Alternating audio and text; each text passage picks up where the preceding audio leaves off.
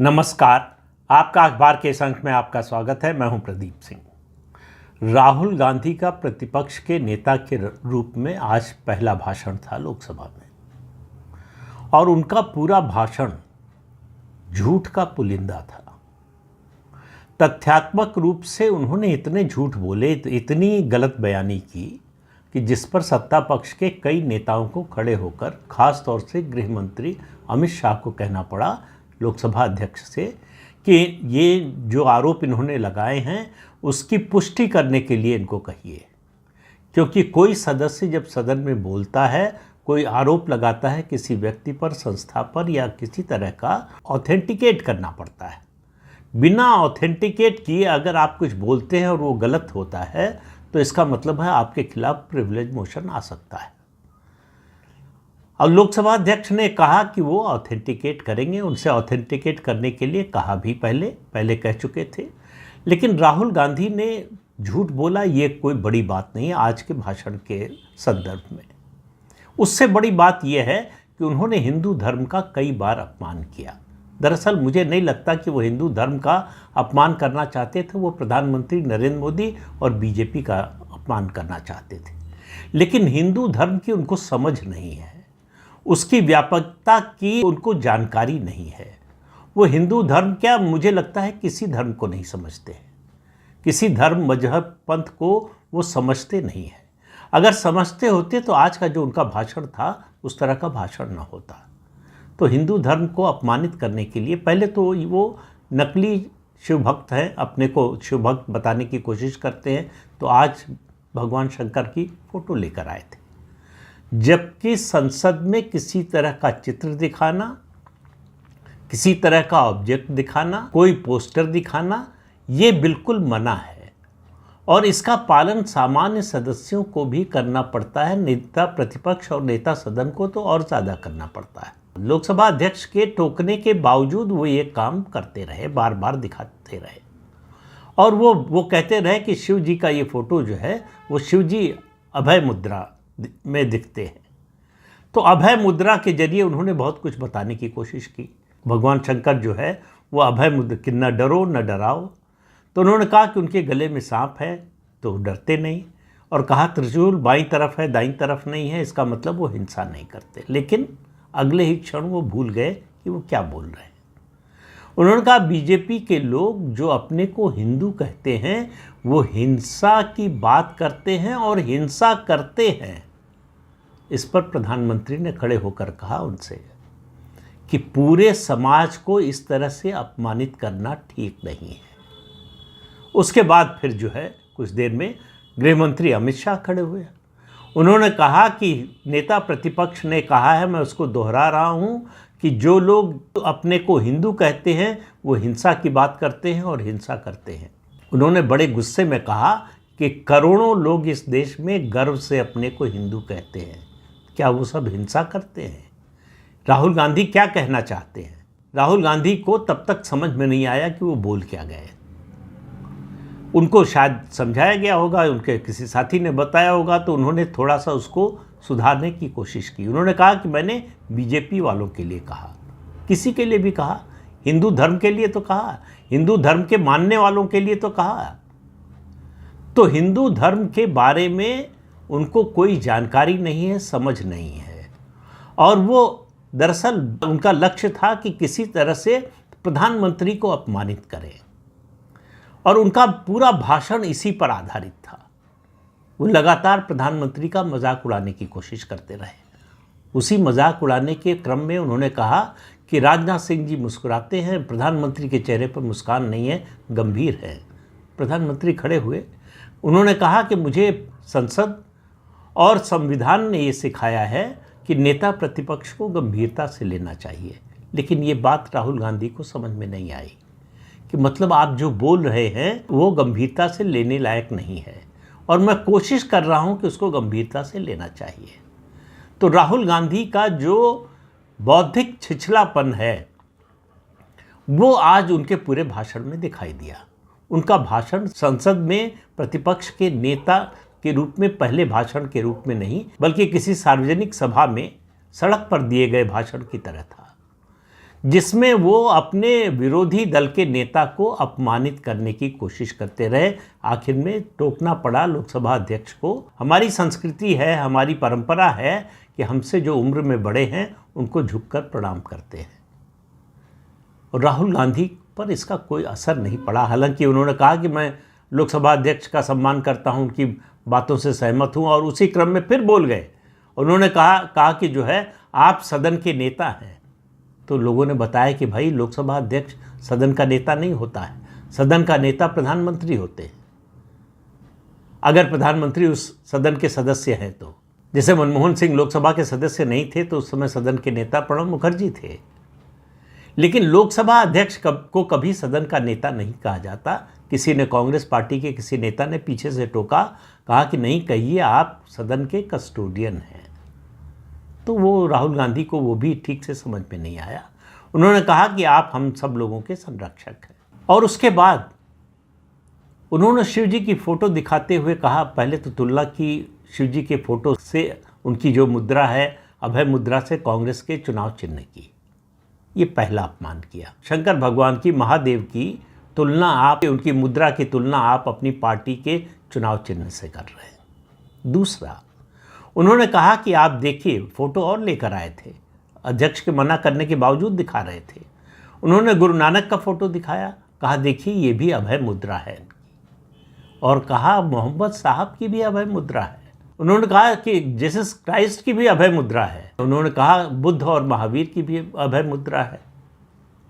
तो पहली बात उस पर टोका उनको गृह मंत्री अमित शाह ने। ये जो आपने कहा कि मोहम्मद साहब की भी अभय मुद्रा है और गुरु नानक की भी अभय मुद्रा है, तो ज़रा इस्लाम के जानने वालों और एसजीपीसी के लोगों से इसके बारे में पूछ तो लीजिए। इस्लाम के बारे में अगर थोड़ी सी बेसिक समझ भी होती राहुल गांधी को, तो वो जानते कि इस्लाम में चित्रों का प्रयोग या मूर्तियों का प्रयोग वर्जित है। तो उन्होंने मोहम्मद साहब को अभय मुद्रा में कहाँ देख लिया? कि कौन सा चित्र ऐसा देखा जिसमें उनको मोहम्मद साहब अभय मुद्रा में दिखाई दिए? ये राहुल गांधी को इसका जवाब देना चाहिए। उसके अलावा एक के बाद एक वो झूठ बोलते गए। पहले हिंदू धर्म का अपमान किया तरह तरह से। दरअसल ये राहुल गांधी के स्वभाव में है।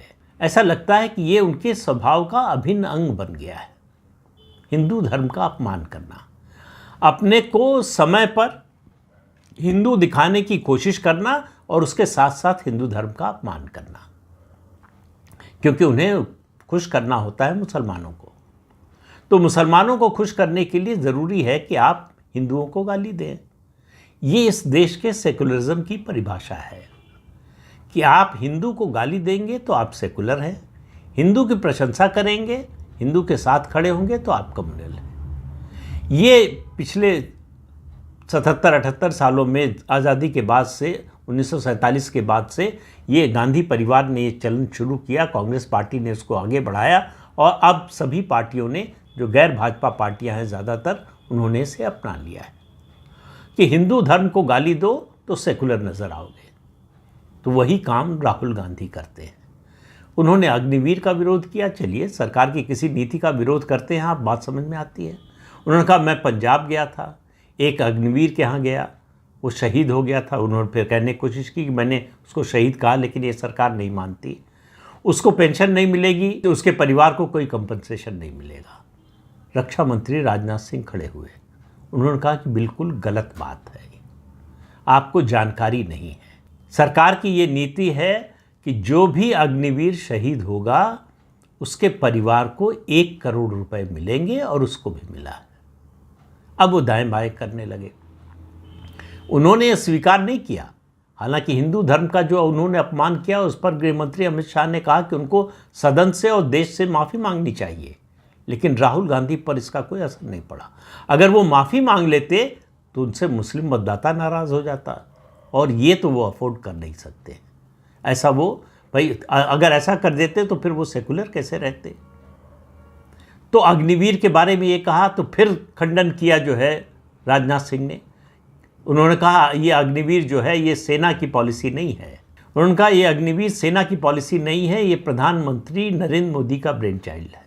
राजनाथ सिंह ने कहा कि 128 58 संस्थाओं से कंसल्टेशन हुआ था, लंबा कंसल्टेशन, अलग अलग वर्गों के लोगों से, सेना से और सेना के पूर्व जो अधिकारी हैं उनसे, सबसे कंसल्टेशन के बाद ये नीति बनी। लेकिन राहुल गांधी पर फिर भी कोई असर नहीं पड़ा। जब उन्होंने हिंसा की बात की तब गृह मंत्री अमित शाह ने जवाब दिया इसका करारा। उन्होंने कहा कि जो है वैचारिक हिंसा हुई थी जब इस देश में इमरजेंसी लगी थी, हजारों नेताओं को जेल में भर दिया गया था, लोगों पर अत्याचार हुए।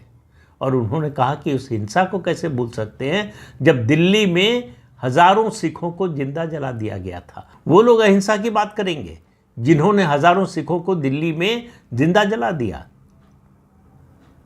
राहुल गांधी के पास इसका कोई जवाब नहीं था, तो उन्होंने कोई जवाब दिया भी नहीं। लेकिन वो झूठ पर झूठ बोलते रह गए। फिर उन्होंने कहा कि आपने किसानों को आतंकी कहा। फिर विरोध हुआ सत्ता पक्ष की ओर से। अमित शाह फिर खड़े हुए, उन्होंने कहा बताइए हमने कहाँ कहा आतंकी। फिर अगला झूठ उन्होंने बोला कि किसानों को एमएसपी नहीं मिलती है।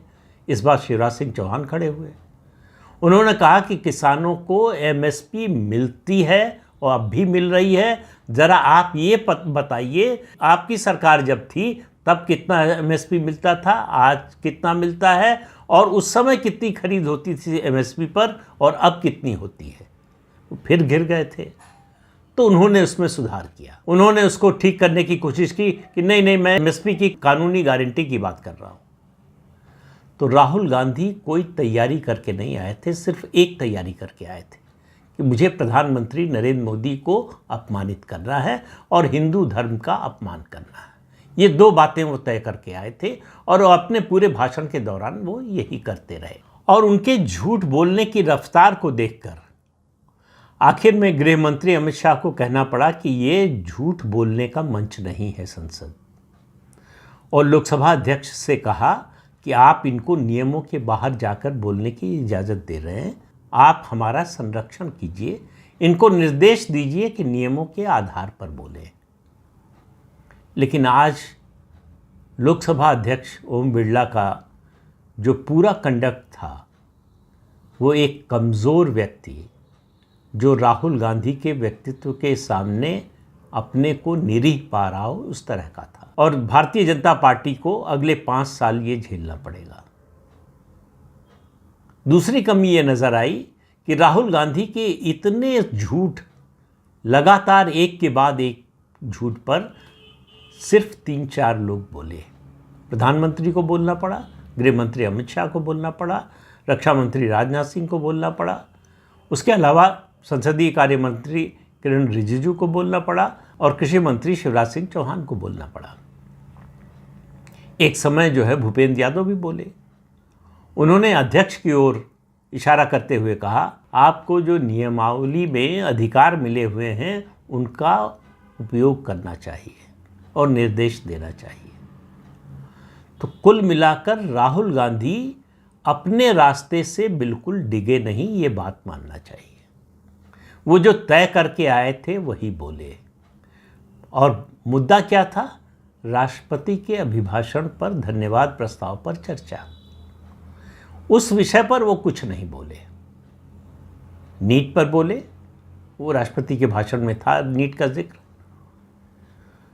नीट पर बोले और अपने प्रिय सब्जेक्ट अदानी और अंबानी पर बोले, प्राइवेटाइजेशन पर बोले पब्लिक सेक्टर के, और भूल गए कि उनकी सरकार ने ये सिलसिला शुरू किया था। एक और झूठ बोला कि कॉरपोरेट्स का 16 लाख करोड़ रुपए का कर्ज माफ़ कर दिया गया।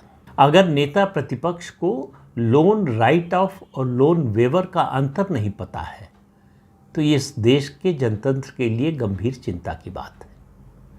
क्योंकि आप सड़क पर, आप चुनाव रैलियों में इस तरह की बातें बोलकर निकल सकते हैं, लेकिन जब आप संसद में बोलते हैं तो आपसे उम्मीद की जाती है कि आप जिम्मेदारी के साथ बोलेंगे, तथ्यों के साथ बोलेंगे, सत्य पर आधारित जो है बात कहेंगे, और इस स्थिति में होंगे कि अगर आपके तथ्य को कोई चैलेंज करे तो आप उसे ऑथेंटिकेट कर सकें।